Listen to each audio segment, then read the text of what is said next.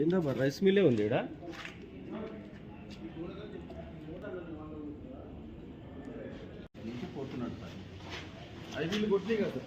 రవీంద్ర అన్న phone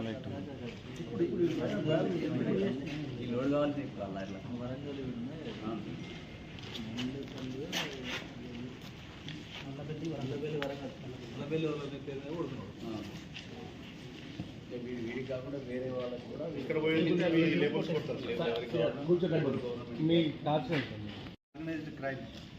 okay. I think it is the biggest season లీగల్గా కొని పట్టుకొస్తే అవి ప్లస్ ఇక్కడ నుండి మళ్ళీ గవర్నమెంట్ బ్రాండింగ్తో పోయేది, గవర్నమెంట్ ఈ ఫేక్ బిల్స్ ఫేక్ మోనోగ్రామ్స్ వెళ్ళేది ఏవైతే వెహికల్స్ ఉన్నాయో ఒక 4 DCMలు కూడా సీజ్ చేయడం జరిగింది. వాటి వాల్యూ 1,05,00,000. సో దాదాపు 2,10,00,000 విలువైన సీజర్ ఇది. సో ఇది స్టేట్లోనే one of the biggest seizure అని చెప్పొచ్చు. ఈ PDS రైస్ ఏదైతే ఉందో దీన్ని ఒక ఆర్గనైజ్డ్ క్రైమ్ లాగా చేస్తున్నారు దీన్ని. So already civil supply commissioner sir కూడా మాట్లాడారు. సో దీన్ని ఆర్గనైజ్డ్ క్రైమ్ లాగా భావించి, ఎందుకంటే ఏదైతే ఇప్పుడు వీళ్ళు చేస్తున్నారో ఒక క్రైమ్ని చాలా పద్ధతిగా ఆర్గనైజ్డ్గా, అంటే లేబర్ని పెట్టి దానికి ఒక ఇన్స్టిట్యూషన్ చేసి ఇక్కడ ఒక రైస్ మిల్ లాగా ఏర్పాటు చేసి ఒక ఫేక్ బిల్ని క్రియేట్ చేసి ఫేక్ మోనోగ్రామ్లను చేస్తున్నారంటే ఇట్స్ చాలా ఆర్గనైజ్డ్గా చేస్తున్నారు. So it can be classified as organised crime.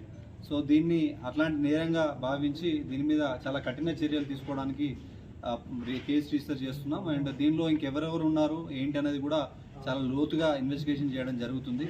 So దానిలో ఎవరున్నా కూడా వాళ్ళందరినీ కూడా కఠిన చర్యలు తీసుకోవడం జరుగుతుంది. వాళ్ళకి మన సివిల్ సప్లై సైడ్ నుండి కూడా వాళ్ళ రైస్ మిల్కి సంబంధించి వైలేషన్స్ ఏముంటే వాటికి సంబంధించిన పనిష్మెంట్స్ కూడా వాళ్ళకి ఇవ్వడం జరుగుతుంది.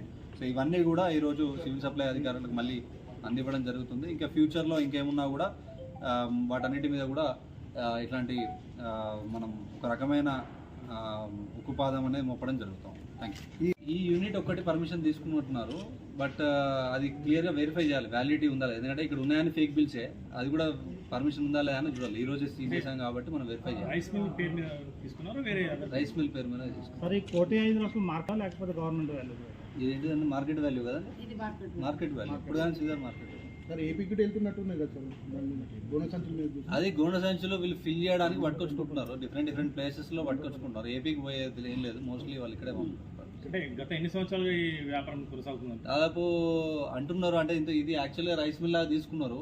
దీనిలో ఇల్లీగల్ ఎప్పుడు స్టార్ట్ చేసి అనేది ఇన్వెస్టిగేషన్ తెలుస్తారు అని చెప్తున్నారు. అది ఇప్పుడు అదే అడుగుతున్నారు, గవర్నమెంట్కే పంపిస్తున్నారు. ఇదంతా మళ్ళీ ప్రజల వాళ్ళ దగ్గరనే కానీ మన ప్రజలకే పంపిస్తారు. సార్, ప్రభుత్వానికి సప్లై చేసే లైసెన్స్ ప్రభాకర్ పేరు మీద ఉందా, రవి పేరు మీద? ఎక్కడండి? అది ఇప్పుడు ఒక్కరి పేరు మీద పంపించట్లే వాళ్ళు. ఈ ఒక ప్రెమిసెస్ మాత్రమే రవి పేరు మీద ఉంది.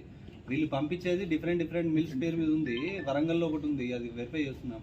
ఆదిలాబాద్లో ఉంది. ఇంకెంతమంది పేరు మీద పంపిస్తున్నారని తీస్తాం. ఇప్పుడు ఇద్దరు అదుపులో ఉన్నారా సార్? ప్రభాకర్, రవి లేదు, ప్రభాకర్ అబ్స్కాండింగ్ ఉన్నాడు, Ravi is in the custody. Prabhakar ఎన్ని రోజులు